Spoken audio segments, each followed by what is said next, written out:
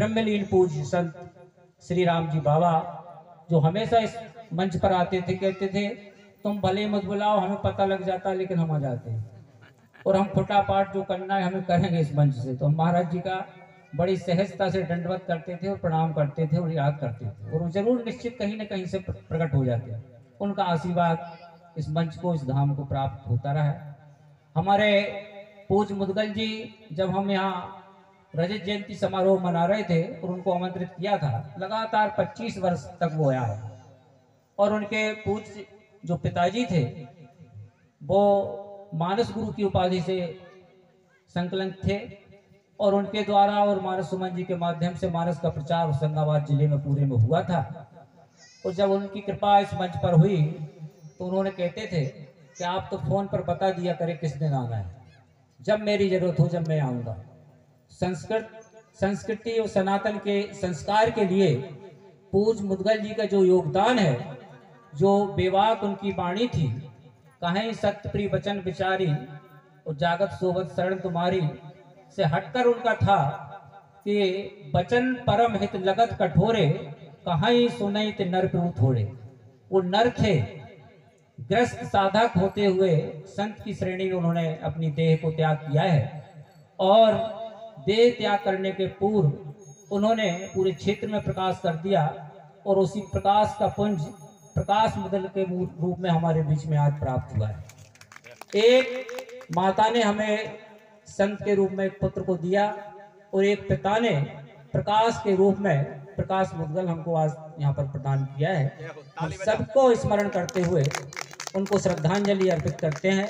पूरे मानस समिति पचामा, मानस सम्मेलन समिति पचामा, श्री रामचरित मानस विद्यापीठ, उसकी ओर से मैं संत श्री राम जी बाबा, पूज्य मुदगल जी महाराज, और वो संत जननी सावित्री बाई रजौरिया, जो हमारी इतनी श्रद्धेय थी कि जब भी वो यहाँ पर आए इस उम्र में भी, और यहाँ बैठकर श्रोता के रूप में वो कथा सुनती थी, और उनकी कृपा हम लोगों पर बनी रहती थी। ऐसी उदार हृदय माँ के चरणों में हम बार बार नमन करते हैं। उनका अंतिम भजन था शिवा काशी शिवा काशी, काशी काशी शिवा शिवा। ये स्मरण हम लोगों को प्राप्त होता रहा। तो ऐसी माँ को भी हम प्रणाम करते हैं।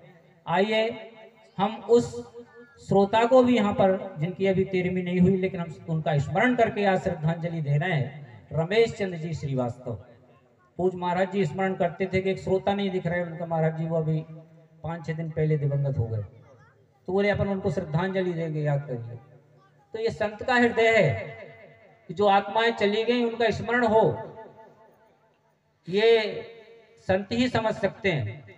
तो आज पूज्य स्वामी जी का भी भाव वही है, और भाव को लेकर हम चल रहे हैं। स्रोत आइए, आओ हमारे बीच में इस कार्यक्रम की 3 ज्योतियों को यहाँ प्रज्वलित करें। इस हमारे नगर के गौरव और इस क्षेत्र के पूर्व सांसद हमारे चाचा आदरणीय निखरा जी हमारे बीच में है। मैं उनसे भी अनुरोध करूंगा कि वो भी अपने शब्दों के माध्यम से हम सबको 2 शब्दों में और इन आत्माओं का स्मरण करते हुए श्रद्धांजलि दें। आदरणीय श्री चाचा निखरा जी, उनसे मैं अनुरोध करूंगा कि वो भी यहाँ पर पधारें। औपचारिकता के लिए वकील साहब ने मुझे खड़ा किया, तो बड़े अच्छे शब्दों में उन्होंने तीनों विभूतियों के संबंध में बात कही है।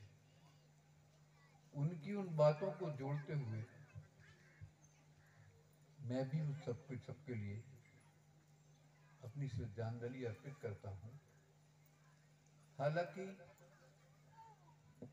2 लोगों के लिए तो मैं वहां जाकर के श्रद्धांजलि अर्पित कर चुका, पर पूज्य माता जी के लिए मैं काशी नहीं जा पाया। अच्छा अवसर है। हम चाहते हैं महाराज जी के श्रीमुख से सुनना, हम चाहते हैं शास्त्री जी के श्रीमुख से सुनना। तो सब में विलंब नहीं करते हुए मैं अपनी श्रद्धांजलि अर्पित करता हूं।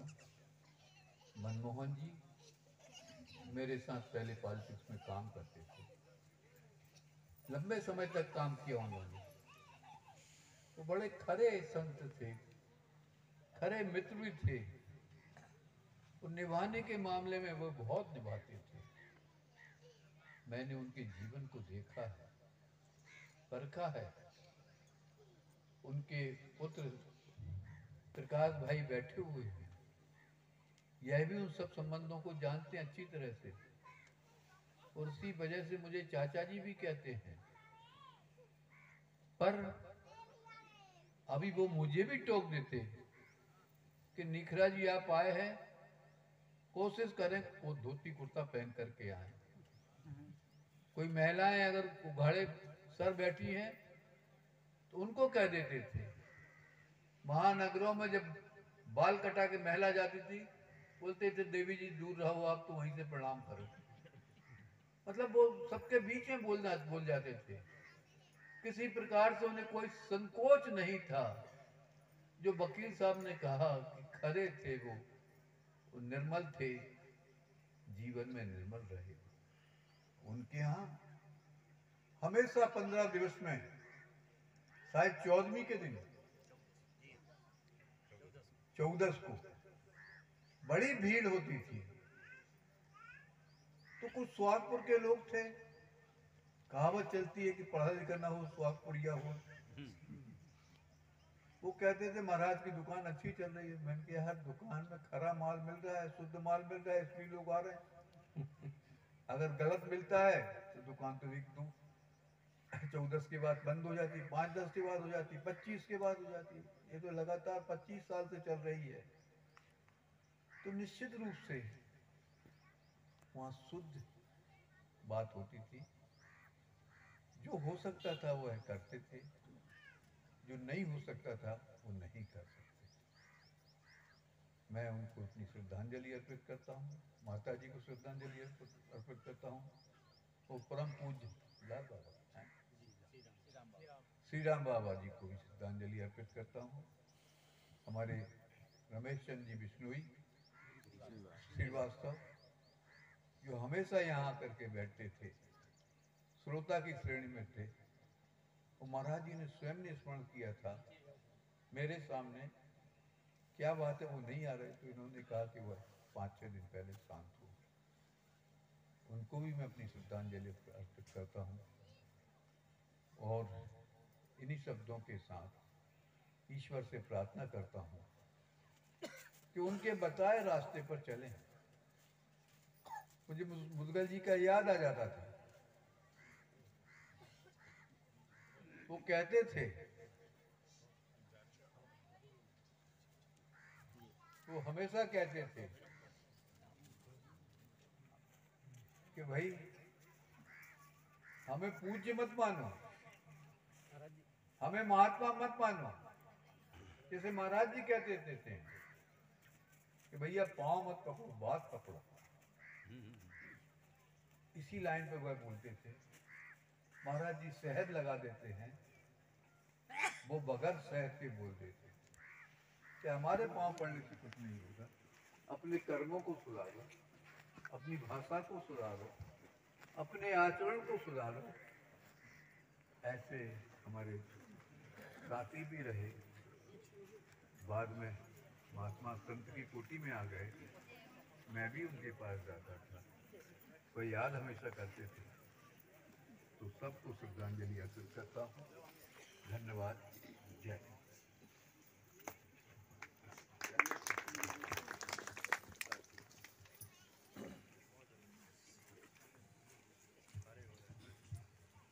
चूंकि अतिकाल हो चुका है, लगभग 3 बज चुके हैं, पूज्य महाराज जी को हमें श्रवण करना है, तो बगैर किसी भूमिका के हम निवेदन करेंगे निखरा जी से, सम्माननीय मुदगल जी से, कि आगे आकर के दीपक प्रज्वलित करें।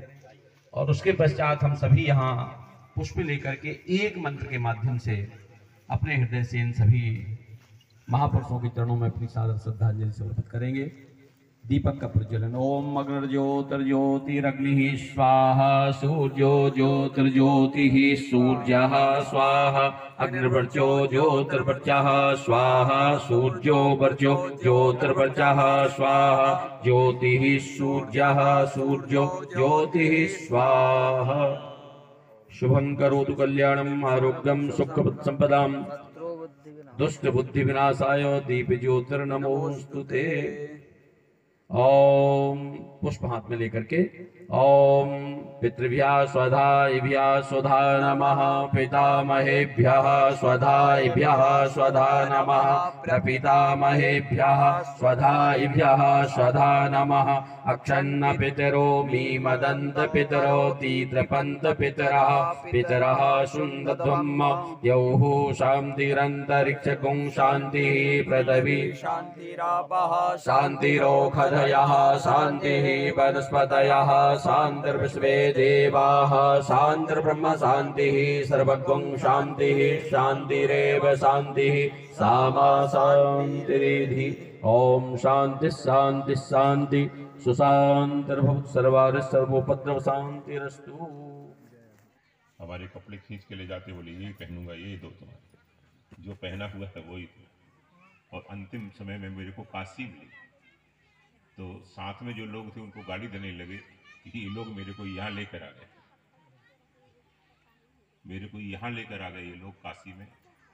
क्या शंकर जी वहाँ नहीं है? मैं जहाँ हूँ वहीं शंकर जी हैं। ये लोग मूर्ख हैं, समझते नहीं हैं, और गाली दे के बोले ये मूर्ख हैं, समझते नहीं हैं, मेरे को यहाँ उठा लाए।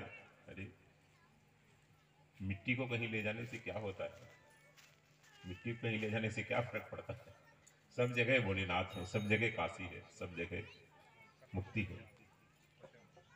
मुक्त तो मन से उठे, ऐसे हुए। और उसके बाद वो अचानक चल पड़े, गाड़ी में बैठे, बोले चलो गाड़ी चालू करो। फिर जो धर्म संघ के महाराज जी थे वो आए, जबरदस्ती गाड़ी से उतारा उनको, जो ब्रह्मचारी जी थे वहाँ उन्होंने गाड़ी से उतारा, फिर रखा। फिर 2-4 दिन बाद फिर वो आ ही गए, लेकिन आ गए फिर यही नर्मदा किनारे से शरीर छोड़ा। तो मैं उस समय काशी में था, माता जी काशी में थी, इसलिए मैं काशी गया था उनको देखने के लिए। तो उस समय वो धर्म संघ में थे, तो बड़ा स्नेह रखते थे। तो तुम्हारे पहने हुए कपड़े दो, यही पहनूंगा। नया उनको कोई कपड़ा देता, साल देता नहीं देते। खूब एक डलिया प्रसाद भर के लाते हमारे पास जब आते हैं, एक डलिया प्रसाद लेकर, कंजूसी नहीं करते थे, खूब चकाचक रहते थे। तो इन महान आत्माओं से यही शिक्षा लेनी है कि देखो आज हम उनको याद कर रहे हैं। कितने लोग जाते हैं शमशान में, देखो कोई ना कोई जल रहा है। काशी के शमशान में देखो, अभी हम जगन्नाथपुरी में थे, तो जगन्नाथपुरी का शमशान भी देखने लायक है। स्वर्ग द्वार कहते हैं उसको। वहाँ निरंतर दिन रात जलते रहते, दिन रात दाह संस्कार होता रहता है, और सैकड़ों का एक साथ होता है। काशी में तो थोड़ा सा अव्यवस्थित हो जाता है, लेकिन वहाँ बड़ी व्यवस्था है। हमारे साथ एक हरियाणा के सज्जन थे, सिरसा के, वो कथा सुनते सुनते चले गए। कथा सुनते सुनते ही वो चले गए, और फिर उनका संस्कार वहीं किया। उनके बच्चों को फोन किया कि भाई अब यहाँ से तो वापस नहीं ले जाते, यहाँ से जगन्नाथपुरी से अब वापस शरीर को नहीं ले जाना चाहिए, यहीं संस्कार करें। और उनके गांव के लोग थे, बहुत लोग थे, हरियाणा के लोग ही थे, आयोजक भी वही थे, सिरसा के थे। तो फिर वहीं उनका संस्कार किया। बड़े धूमधाम से कीर्तन करते करते सब भाई लोगों ने भी खूब वहाँ उनका अच्छे संस्कार किया। तो कितने लोग जाते हैं? बहुत लोग जाते हैं, लेकिन भक्त लोग, साधक लोग उन्हीं को याद करते हैं जिन्होंने समाज के लिए कुछ किया है। जैसे अभी पूज्य मुदगल जी की चर्चा हो रही थी, समाज के लिए कुछ किया, संस्कृति के लिए कुछ किया है। तुरंत टोकते थे, पैंट वालों को तुरंत टोकते थे, बिना चोटी वालों को तुरंत टोकते थे। माताएं मर्यादा से नहीं हैं तो उनको तुरंत टोकते थे। और ये काम है संतों का, उनको टोकना चाहिए, कहना चाहिए। जो लोग संतों की बात का भी बुरा मानते हैं, समझो उनका कहीं सुधार नहीं है। अंतिम फैक्ट्री में जब गाड़ी आखिरी गैरेज में ही लिख रहा थी, जब गाड़ी ठीक नहीं होगी फिर कहीं सुधार नहीं उसका, फिर तो लाइलाज बीमारी है, लाइलाज है, फिर नहीं होगा। इसलिए संतों की बात को बुरा नहीं मानना चाहिए।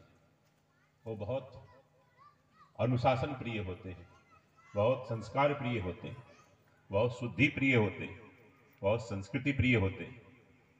उनमें जरा सा भी उसके प्रति मोहलत नहीं होती, वो कड़ाई से कहते हैं। हम लोग जब पढ़ते थे तो बड़ी कड़ाई होती थी, तभी आज यहाँ अनुशासन रहता था घर में। थोड़ा सा भी वो दिखा, विकृति दिखी तो मार पड़ती थी। तो ये माता पिता की मार है, गुरुजनों की मार है, शब्दों की मार है, ये बहुत अच्छी है।